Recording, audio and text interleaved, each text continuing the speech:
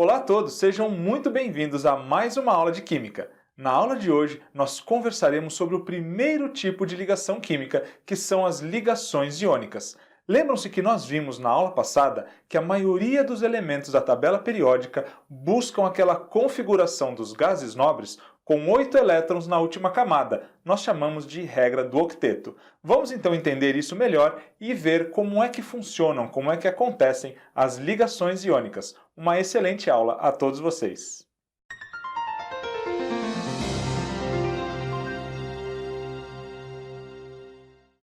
Vamos começar retomando aquele exemplo que nós vimos na aula passada da ligação que acontece entre o sódio e o cloro, formando o sal de cozinha, o cloreto de sódio. Nós temos aqui então representado um átomo neutro de sódio e vamos também acrescentar aqui um átomo neutro de cloro. Então, esse expoentezinho zero aqui que está aparecendo significa apenas que eles são neutros, não têm carga, não ganharam nem perderam elétrons ainda.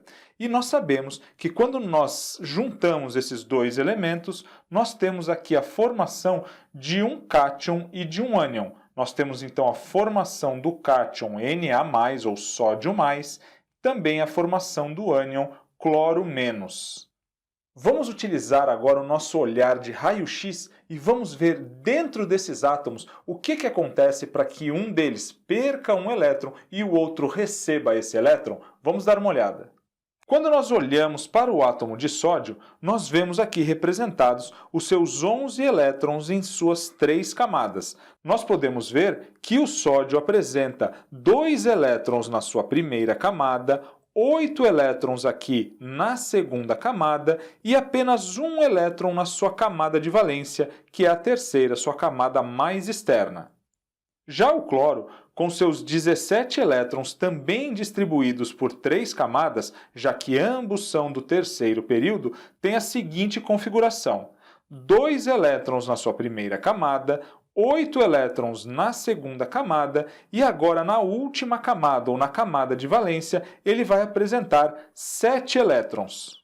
Concordam então que para o caso aqui do sódio, que tem apenas um elétron na sua última camada, é mais fácil para ele perder esse elétron e aí ficar aqui com esses 8 elétrons da sua segunda camada, completando, portanto, o octeto.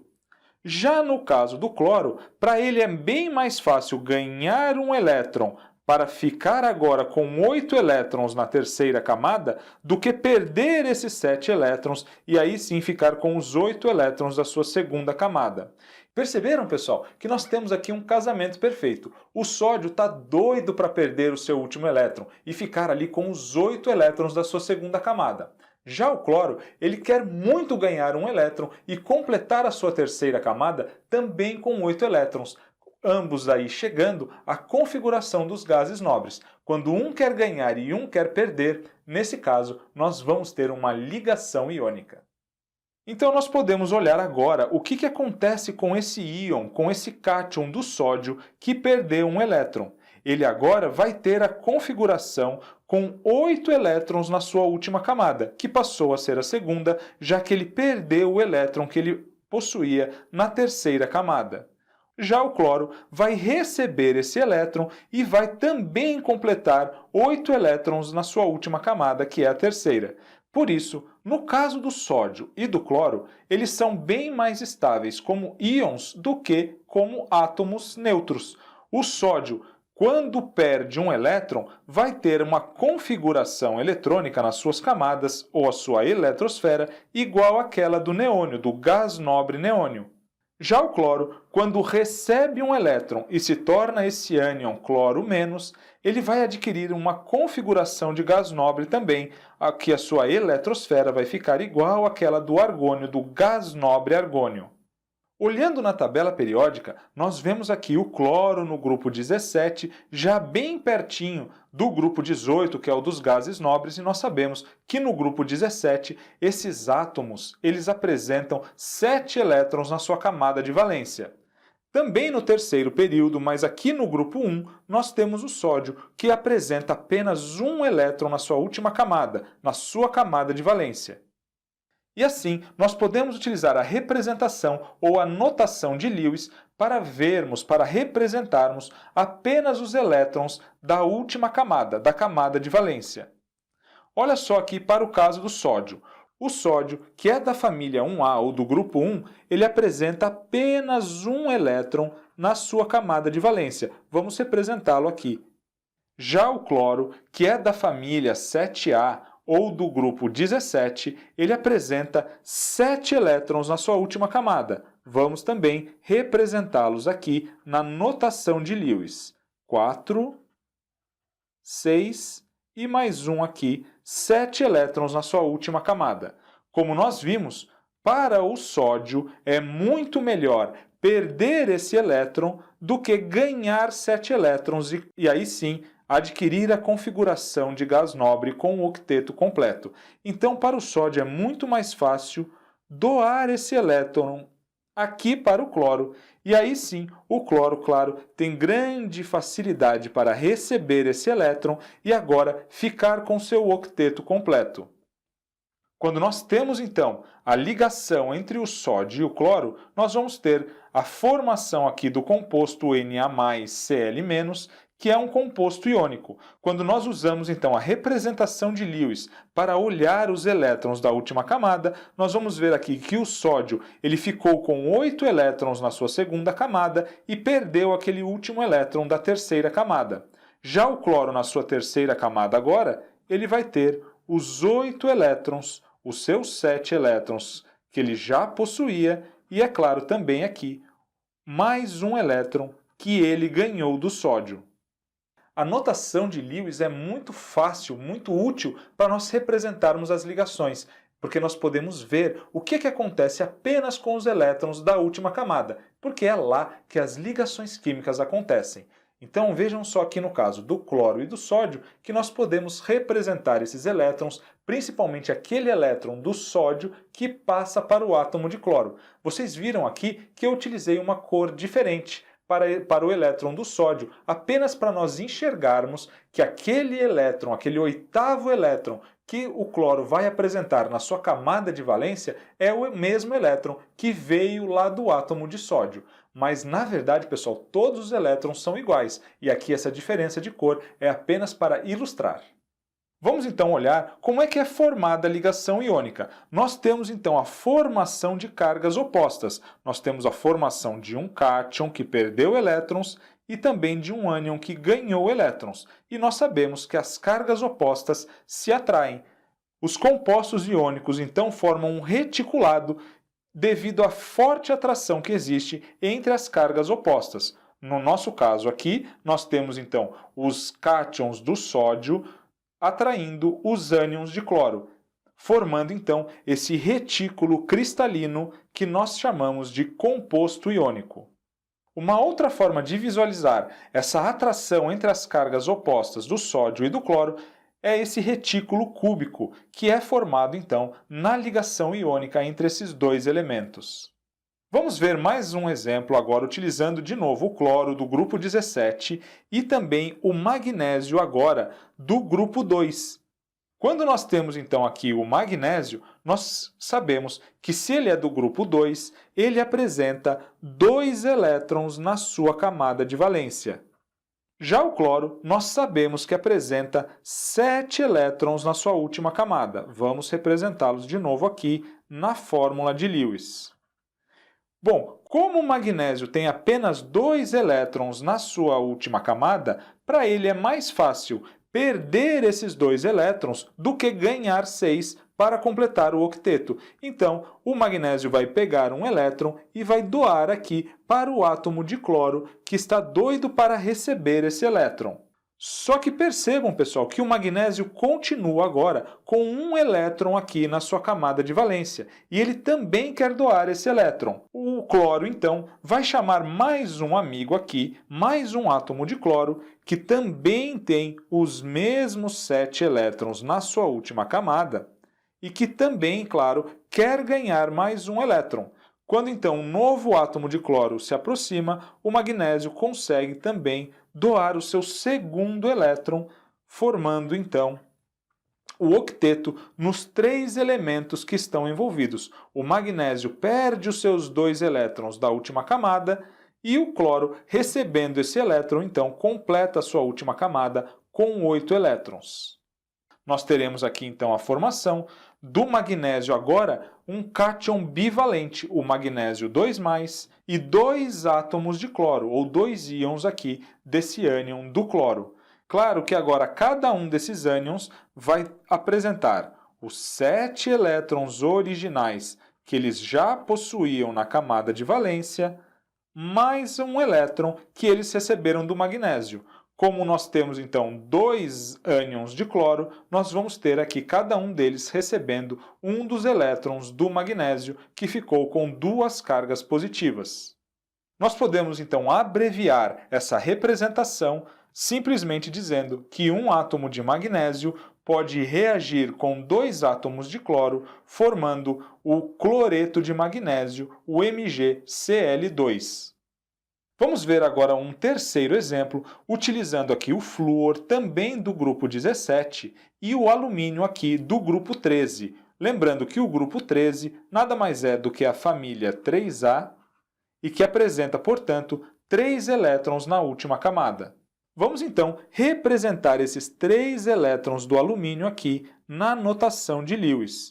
Bom, o alumínio com 3 elétrons na última camada apresenta uma facilidade de perder esses 3 elétrons maior do que de ganhar 5 elétrons para completar o octeto. Por isso, então, o alumínio pode reagir com o flúor, já que o flúor, que é do grupo 17, apresenta 7 elétrons, assim como o cloro, na sua última camada. O alumínio, então, vai poder doar um dos seus elétrons aqui para o flúor, e o flúor, então, completa o octeto. Mas o alumínio ainda tem mais 2 elétrons aqui que ele quer doar. O flúor, então, vai chamar mais um amigo para que o alumínio possa doar mais um elétron. E com isso, esse segundo elétron do alumínio vai completar aqui a camada de valência do flúor, que já tinha 7 elétrons na sua última camada. Mas o alumínio continua com mais um elétron para doar. Então, é claro que vai chegar um terceiro flúor para que o alumínio possa fazer a doação do seu terceiro elétron. Completando aqui a última camada do flúor também com 8 elétrons. Então, pessoal, quando nós temos uma ligação entre o alumínio e mais 3 átomos de flúor, nós teremos aqui a formação de um cátion trivalente com 3 cargas positivas de alumínio, 3 ânions monovalentes de flúor. Cada um, então, desses átomos de flúor recebeu um elétron e ficou negativo. Nós podemos, então, abreviadamente dizer que um alumínio ele pode, então, se ligar com 3 flúors para formar aqui o fluoreto de alumínio, o AlF3. Com isso, nós podemos finalmente conceituar o que são as ligações iônicas. A ligação iônica, portanto, é a união entre átomos depois que um átomo transfere definitivamente um ou mais elétrons a outro átomo. A formulação geral dos compostos iônicos pode ser resumida ou entendida da seguinte maneira. Nós vamos sempre ter um cátion, esse átomo aqui então representado pela letra A, com uma carga positiva, na verdade com X cargas positivas. E nós também teremos um ânion, aqui representado pela letra B, com Y cargas negativas. E para nós sabermos qual será a fórmula desse composto, basta nós cruzarmos a carga. Então, o ânion vai ter índice de atomicidade igual à carga do cátion, então aqui o índice de atomicidade do ânion será X, enquanto o cátion terá o seu índice de atomicidade igual à carga do ânion, nesse caso Y. Nós teremos então a formação do composto AYBX. O cruzamento das cargas vai nos garantir a neutralidade desses compostos, já que eu vou sempre multiplicar o ânion pelo número de cargas do cátion e também vou multiplicar o cátion pelo número de cargas do ânion. Matematicamente, nós temos essa fórmula que nos mostra que nós sempre teremos o mesmo número de cargas positivas e negativas, mas nós podemos entender isso de modo bem mais fácil, bem mais simples, olhando aqui o caso, por exemplo, do AlF3. Nós sabemos aqui que o alumínio era aquele cátion trivalente com 3 cargas positivas e o flúor era um ânion monovalente com apenas uma carga negativa.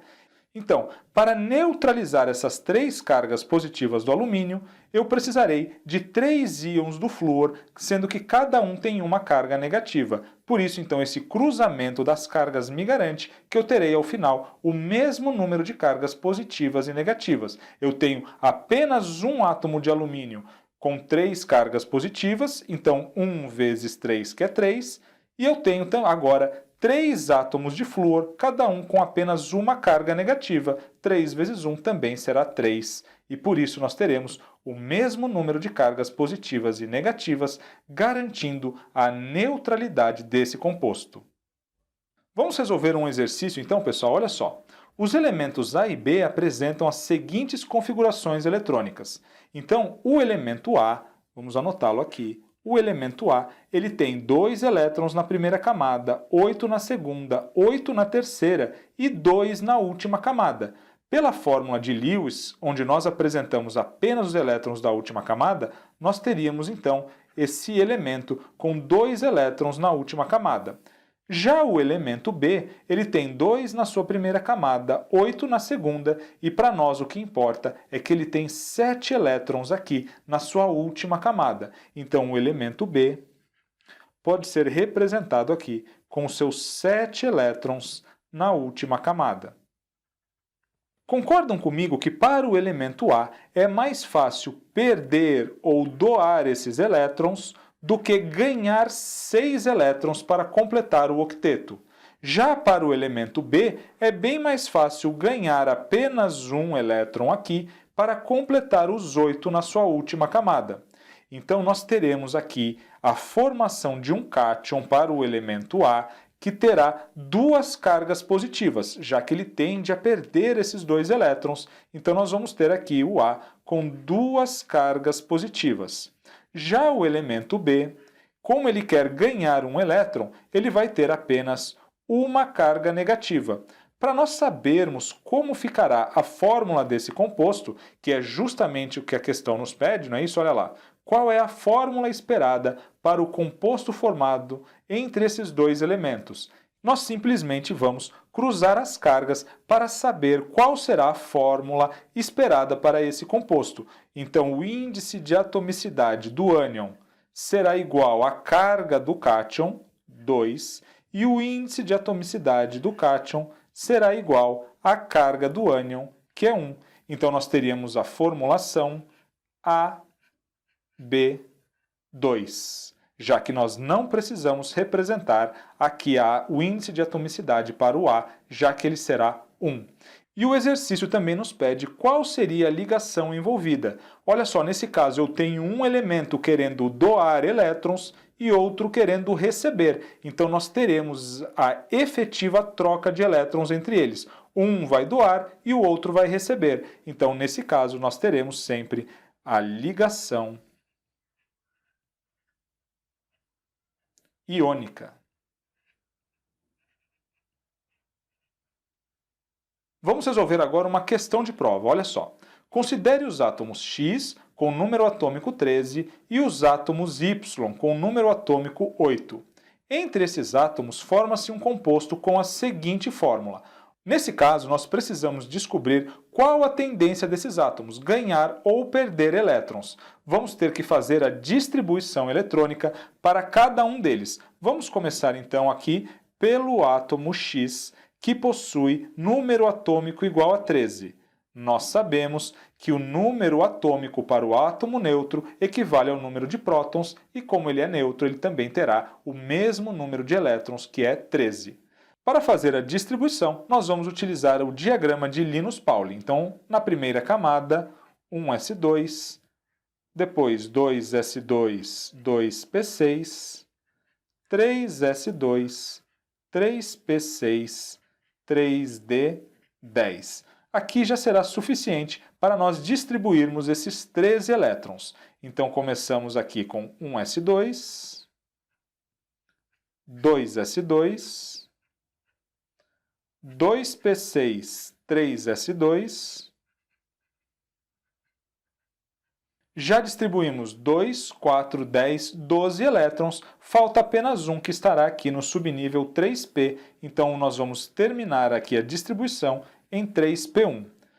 Nós podemos observar que na camada de valência, na sua terceira camada, o elemento X apresenta 3 elétrons, e ele vai então ter a tendência a perder esses 3 elétrons e ficar aqui com os 8 elétrons que ele já possui na segunda camada. Então, na segunda camada ele já tem 8 elétrons, é mais fácil perder esses 3 da terceira camada do que ganhar 5 para completar os 8 aqui na terceira camada. Então, nós teremos aqui a tendência de formação de um cátion com um número de cargas igual a 3.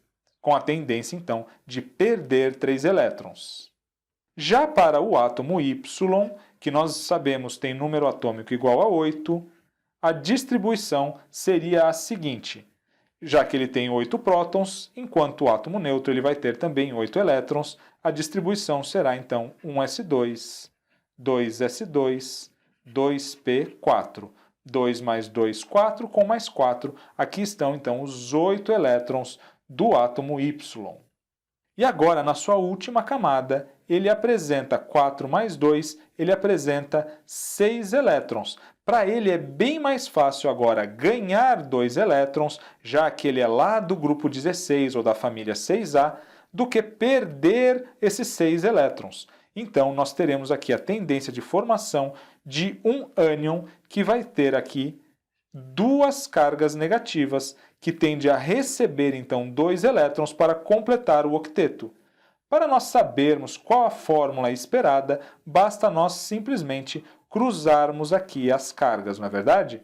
Então, nós vamos ter o X com a carga do ânion Y e esse ânion com a carga do cátion, que é 3. Então, a fórmula esperada, nesse caso, vai ser X2, Y3. Já que isso me garante que eu vou ter o mesmo número de cargas positivas e negativas. Olha só, eu tenho 2 átomos de X, cada um com 3 cargas positivas, ou seja, 2 vezes 3, eu vou ter 6 cargas positivas, e aqui eu tenho 3 átomos ou 3 ânions do elemento Y, cada um deles com 2 cargas negativas. 2 vezes 3, então nós também teremos 6 cargas negativas, e essa soma será igual a 0. Por isso, o gabarito aqui será X2Y3, que nós vemos na letra B, que é o gabarito aqui da nossa questão.